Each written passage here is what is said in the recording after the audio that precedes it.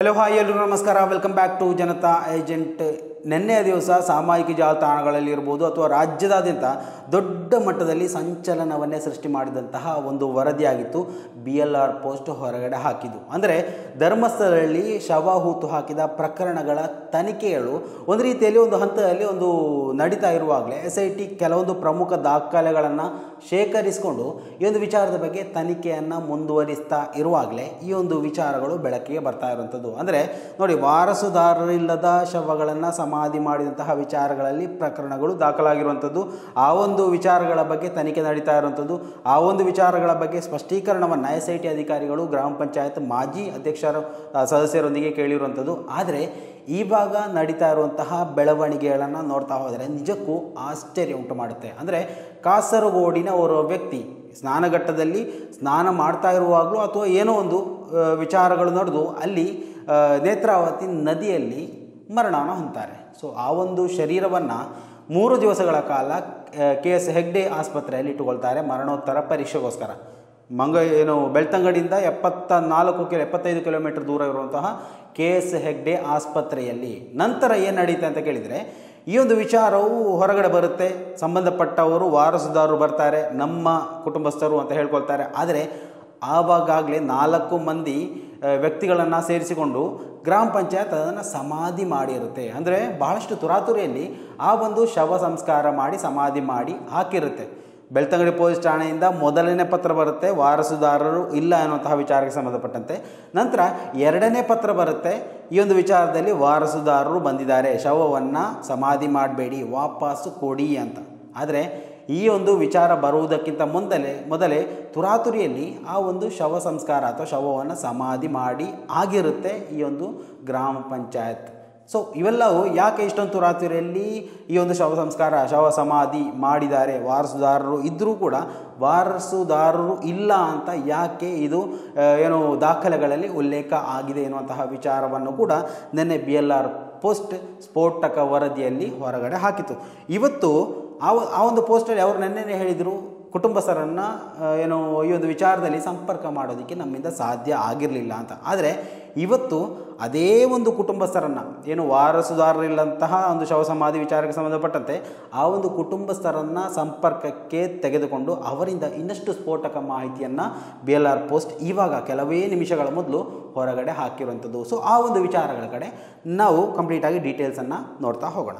ಧರ್ಮಸ್ಥಳದ ಸ್ಮಶಾನದಿಂದ ಶವ ಹಸ್ತಾಂತರವಾದ 1 ವರ್ಷದ ನಂತರವೂ ಕೇರಳದ ವ್ಯಕ್ತಿಯ ಕುಟುಂಬವು ಶವ ಪರೀಕ್ಷೆ ವರದಿಗಾಗಿ ಕಾಯ್ತಾ ಇದ್ದಾರೆ.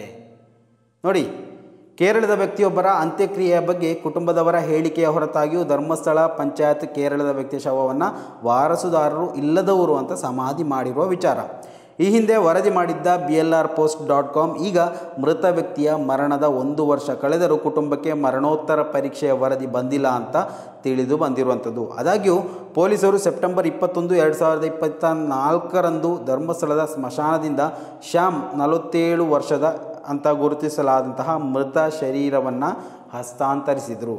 ದೇರಳಕಟ್ಟೆಯ KS ಹೆಗ್ಡೆ ಆಸ್ಪತ್ರೆಯಲ್ಲಿ ಶವ ಪರೀಕ್ಷೆ ಕೂಡ ನಡೆದಿತ್ತು. ಅಧಿಕೃತ ದಾಖಲೆಗಳ ಆಧಾರದ ಮೇಲೆ ಈ ವೆಬ್ಸೈಟ್ ಅಂದರೆ BLR ಪೋಸ್ಟ್ ಶ್ಯಾಮ್ ಅವರ ಶವವನ್ನು ಕುಟುಂಬ ಹೇಳಿಕೊಂಡ ನಂತರವೂ ಪಂಚಾಯತ್ ಸಮಾಧಿ ಮಾಡಿದೆ ಅಂತ ಈ ಹಿಂದೆ ವರದಿ ಮಾಡಿತ್ತು. ಮಾಹಿತಿ ಹಕ್ಕು ಕಾಯ್ದೆ RTI ಮೂಲಕ ಪಂಚಾಯತ್ ಒದಗಿಸಿದ ದಾಖಲೆಗಳು ಶವವನ್ನು ಸಮಾಧಿ ಮಾಡಲಾಗಿದೆ ಅಂತ ಸೂಚಿಸ್ತಾ ಇದ್ದೇವೆ ಕೂಡ. ಏಕೆಂದರೆ ಅಂತ್ಯಕ್ರಿಯೆಗಾಗಿ ಬಿಲ್ ರಚಿಸಲಾಗಿದೆ. ಆದಾಗ್ಯೂ ಶವವನ್ನು ನಿಜವಾಗಿಯೂ ಹಸ್ತಾಂತರಿಸಲಾಗಿದೆ ಎಂದು ತೋರಿಸೋ ಯಾವುದೇ ದಾಖಲೆಗಳು ಕೂಡ ಇಲ್ಲ. ಪಂಚಾಯತ್ ಕೇವಲ ನೆಲವನ್ನು ಅಗೆಯಲು ಬಿಲ್ಗಳನ್ನು ರಚಿಸಿದೆ, ಆದರೆ ವಾರಸುದಾರರಿಲ್ಲದ ಶವವನ್ನು ಸಮಾಧಿ ಮಾಡಲು ಅಂತ ತಪ್ಪಾಗಿ ನಮೂದಿಸಿದೆ ಅಂತ ಕೂಡ ಇದು ಸೂಚಿಸುತ್ತೆ. ಶ್ಯಾಮ್ ಅವರ ಶವವು ಸೆಪ್ಟೆಂಬರ್ 18, 2024ರಂದು ಸ್ನಾನಘಟ್ಟ ಅಂದರೆ ಧರ್ಮಸ್ಥಳದ ಸ್ನಾನಘಟ್ಟದ ಹತ್ರ ನೇತ್ರಾವತಿ ನದಿಯಲ್ಲಿ ತೇಲುತ್ತಿರುವಂತಹ ಒಂದು ಪರಿಸ್ಥಿತಿಯಲ್ಲಿ ಕಂಡುಬಂದಿತ್ತು ಅಂತ ಆರೋಪಿಸಲಾಗಿದೆ. ಇನ್ನು ನನ್ನ ಸಹೋದರ ಧರ್ಮಸ್ಥಳದಿಂದ ಹಿಂತಿರುಗದ ಕಾರಣ ನಾವು ಕೇರಳದ ಸ್ಥಳೀಯ ಪೊಲೀಸರನ್ನು ಸಂಪರ್ಕಿಸಿದ್ದೆವು. ಧರ್ಮಸ್ಥಳ ಪೊಲೀಸ್ ಠಾಣೆಗೆ ಭೇಟಿ ನೀಡುವಂತೆ ಪೊಲೀಸರು ನಮಗೆ ಸಲಹೆ ನೀಡಿದರು. ಹಾಗೆಯೇ ನಾವು ಕೂಡ ಅದೇ ರೀತಿ ಮಾಡಿದ್ದು. ಧರ್ಮಸ್ಥಳ ಪೊಲೀಸ್ ಠಾಣೆಗೆ ಭೇಟಿ ಕೂಡ ಕೊಟ್ಟಿದ್ದು. ಶನಿವಾರ ಅಂದರೆ ಸೆಪ್ಟೆಂಬರ್ 21 ನನ್ನೊಂದಿಗೆ ನನ್ನ ಸಂಬಂಧಿಯೂ ಕೂಡ ಇದ್ದರು. ಅಂತ ಶ್ಯಾಮ್ ಅವರ ಹಿರಿಯ ಸಹೋದರ ಹಾಗೂ ಕಾಸರಗೋಡು ನಿವಾಸಿ ಹರಿದಾಸ್ ಈ ವೆಬ್ಸೈಟ್ ವರದಿಗಾರರಿಗೆ ತಿಳಿಸಿರುವಂಥದ್ದು. ಬೆಳಿಗ್ಗೆ ಪೊಲೀಸ್ ಠಾಣೆಗೆ ತಲುಪಿದ ನಂತರ ಪೊಲೀಸರು ಲ್ಯಾಪ್ಟಾಪ್ನಲ್ಲಿ ಮೃತದೇಹದ ಫೋಟೋವನ್ನು ತೋರಿಸಿದರು ಅಂತ ಹರಿದಾಸ್ ಅವರು ಹೇಳಿದರು. ನನ್ನ ಸಂಬಂಧಿ ಮತ್ತು ನಾನು ಶವವನ್ನು ಗುರುತಿಸಿದೆವು. ಆದರೆ ಹೆಚ್ಚಿನ ದೃಢೀಕರಣಕ್ಕಾಗಿ ನಾವು ಇತರ ಕುಟುಂಬದ ಸದಸ್ಯರು ಮತ್ತು ಸ್ನೇಹಿತರಲ್ಲಿ ಫೋಟೋವನ್ನು ವಾಟ್ಸಾಪ್ನಲ್ಲಿ ಪ್ರಸಾರ ಮಾಡಿದೆವು. ನನ್ನ ಸಹೋದರ ಶ್ಯಾಮ್ ನನ್ನ ಸ್ನೇಹಿತನೊಂದಿಗೆ ದೇವಸ್ಥಾನಕ್ಕೆ ಭೇಟಿ ನೀಡಿದ್ನು ಮತ್ತು ನಾವು ಅವನನ್ನೂ ಕೇಳಿದೆವು. ಈ ಬಟ್ಟೆಗಳು ಶ್ಯಾಮ್ಗೆ ಸೇರಿದ್ದು ಅಂತ ಅವನ ಸ್ನೇಹಿತ ಕೂಡ ಹೇಳಿದ್ದಾರೆ. ಆದರೆ ಅದು ಅವನ ದೇಹವಲ್ಲ, ಅಂದರೆ ಆ ಒಂದು ಬಾಡಿ ಅವಂದಲ್ಲ. ಪ್ರಶ್ನಿಸಿದಾಗ ಶ್ಯಾಮ್ ದೇವಸ್ಥಾನಕ್ಕೆ ಹೋದ ನಂತರ ಕಾಣೆಯಾಗಿದ್ದಾನೆ ಮತ್ತು ಅವನ ಊರಿಗೆ ಮರಳಲು ಇತರರಿಂದ ಹಣವನ್ನು ಎರವಲು ಪಡೆಯಲು ಬೇಕಾಯಿತು ಅಂತ ಸ್ನೇಹಿತ ವಾದಿಸಿದ್ದ. ನಂತರ ಅವರು ಹೇಳಿದರು, ಆ ದೇಹ ನಿಜವಾಗಿಯೂ ಶ್ಯಾಮ್ ಅವರದೇ ಆಗಿತ್ತು ಮತ್ತು ನಂತರ ನಾವು ಪೊಲೀಸರನ್ನು ಅದನ್ನು ಹಸ್ತಾಂತರಿಸಲು ವಿನಂತಿಸಿಕೊಂಡೆವು. ಪೊಲೀಸರು ಶವವನ್ನು ಶವಪರೀಕ್ಷೆಗಾಗಿ KS ಹೆಗ್ಡೆ ಆಸ್ಪತ್ರೆಗೆ ಕಳುಹಿಸಲಾಗಿದೆ ಅಂತ, ಅದು ಮಧ್ಯಾಹ್ನ ವಾಪಸ್ಸಾಗುತ್ತದೆ ಅಂತ ಹೇಳಿದರು. ಶವವನ್ನು ಶಾರೀರಿಕವಾಗಿ ಗುರುತಿಸಿದ ನಂತರ ನಾವು ಅದನ್ನು ವಶಪಡಿಸಿಕೊಳ್ಳಬಹುದು ಅಂತ ಹೇಳಿದರು. ಶವ ಮಧ್ಯಾಹ್ನ 2 ಗಂಟೆಗೆ ವಾಪಸ್ಸು ಬಂದಿದ್ದರೂ ಕೂಡ ಅದು ಕ್ಷೀಣಗೊಂಡ ಸ್ಥಿತಿಯಲ್ಲಿತ್ತು. ಅಂದರೆ ಪೋಸ್ಟ್ ಮಾರ್ಟಮ್ ಮಾಡಿ ಎಲ್ಲವೂ ಅಲ್ಲಿಂದ ಕದ್ದು, ಏನು ಗಿರೀಶ್ ಮಠಣ್ಣವ್ರು ಹೇಳ್ತಾರೆ, ಕಿಡ್ನಿ ಎಲ್ಲ ಅಲ್ಲಿಂದ ತೆಗೆದುಕೊಂಡು ಬಂದಂಥ ಒಂದು ಕ್ಷೀಣಿಸಿದ ಸ್ಥಿತಿಯಲ್ಲಿ ಇತ್ತು. ಈಗಾಗಲೇ ಪಂಚಾಯತ್ ಕೆಲಸಗಾರರು ಸಮಾಧಿಗಾಗಿ ಸ್ಮಶಾನದಲ್ಲಿ ಗುಂಡಿಯನ್ನು ಕೂಡ ತೋಡಿದರು. ನಾವು ಶವವನ್ನು ಗುರುತಿಸಿ ನಮ್ಮ ಸ್ಥಳಕ್ಕೆ ಕರೆದುಕೊಂಡು ಬಂದು ಸಮಾಧಿ ಮಾಡಿದೆವು.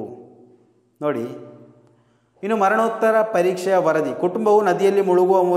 ಕುಟುಂಬದ ಸದಸ್ಯ ನದಿಯಲ್ಲಿ ಮುಳುಗುವ ಮೂಲಕ ಶ್ಯಾಮ್ ಸಾವನ್ನಪ್ಪಿದ್ದಾರೆ ಅಂತ ಹೇಳುವ ಸಾವು ಪ್ರಮಾಣ ಪತ್ರವನ್ನು ಪಡೆದಿದ್ದರೂ 1 ವರ್ಷ ಕಳೆದರೂ ಮರಣೋತ್ತರ ಪರೀಕ್ಷೆಯ ವರದಿಯನ್ನು ಪೊಲೀಸರು ಇನ್ನೂ ನೀಡಿಲ್ಲ.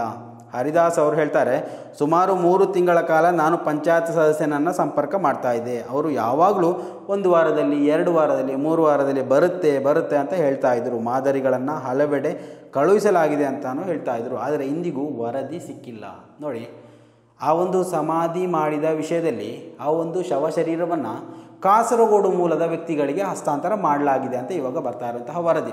ಆದರೆ ಅದನ್ನು ಪಂಚಾಯತ್ ಸಮಾಧಿಯಲ್ಲೇ ಸಮಾಧಿ ಮಾಡಿದ್ದಾರೆ ಅನ್ನುವಂತಹ ದಾಖಲೆಗಳು ಇವಾಗ ಉಲ್ಲೇಖ ಇರುವಂಥದ್ದು. ದಾಖಲಾತಿಯಲ್ಲಿ RTI ದಾಖಲಾತಿಯಲ್ಲಿ ಆ ಒಂದು ವ್ಯಕ್ತಿಯ ಶವವನ್ನು ಸಮಾಧಿ ಮಾಡಲಾಗಿದೆ. ಮಾತ್ರವಲ್ಲ, 4 ಬಿಲ್ಗಳು, 4 ಜನರ ಹೆಸರು ಹಾಕಿ 4,000 ಬಿಲ್ ಕೂಡ ಅಲ್ಲಿ ದಾಖಲೆಯಾಗಿ ಸಿಕ್ಕಿರುವಂಥದ್ದು. ಸೊ ಇಲ್ಲಿ ಏನು ಎಸ್ಪೆಷಲಿ ನಡೆದಿರ್ಬೋದು ಅಂತ ನಾವು ಒಂದು ರೀತಿಯಲ್ಲಿ ಊಹೆ ಮಾಡೋದಾದರೆ, ನೋಡಿ, ಶವವನ್ನು ಕೊಟ್ಟರು ಈ ಒಂದು ಸಮಾಧಿ ಆಗದಿದ್ದೇವೆ ಅಥವಾ ಸಮಾಧಿ ಆಗಿರುವಂತಹ ಕೆಲಸಗಾರರಿಗೆ ಸಂಬಳವನ್ನು ಕೊಟ್ಟಿದ್ದೇವೆ ಅನ್ನುವಂತಹ ವಿಚಾರ ಅಥವಾ ಒಂದು ದಾಖಲೆಯನ್ನು ಸಿದ್ಧಪಡಿಸಿ ಅಲ್ಲಿ ಹಣವನ್ನು ಲೂಟಿ ಮಾಡ್ತಾ ಇದ್ರ ಅನ್ನುವಂತಹ ವಿಚಾರವು ಕೂಡ ಇವಾಗ ದೊಡ್ಡ ಮಟ್ಟದಲ್ಲಿ ಸಂದೇಹವಾಗಿ ಕಾಡ್ತಾ ಇರುವಂಥದ್ದು. ನೋಡಿ, ಇವೆಲ್ಲ ಬೆಳವಣಿಗೆಗಳು ನಿಜಕ್ಕೂ